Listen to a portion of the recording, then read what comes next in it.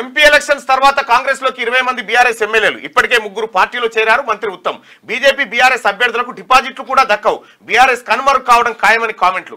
లోక్సభ ఎన్నికల తర్వాత 20 మంది బీఆర్ఎస్ ఎమ్మెల్యేలు కాంగ్రెస్ పార్టీలో చేరేందుకు సిద్ధంగా ఉన్నారని మంత్రి ఉత్తమ్ కుమార్ రెడ్డి తెలిపారు. ఇప్పటికే 3 బీఆర్ఎస్ శాసనసభ్యులు తమ పార్టీలో చేరినట్టుగా ఆయన చెప్పిండు. మొత్తానికి కేసీఆర్ ఈ పార్లమెంట్ ఎన్నికల దాకానే నీ ఈ దంచుడైనా నీ ఉరుగుడైనా ఆ తర్వాత నువ్వు దంచుతామన్నా ఇనటోడు లేడు ఇక నీ ఇంట.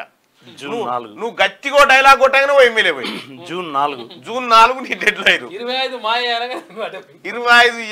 25 మంది వస్తారు కాంగ్రెస్ నుంచి అని ఇట్లా అనగానే ఈయన దాంట్లోకే వెళ్ళిపోయారు.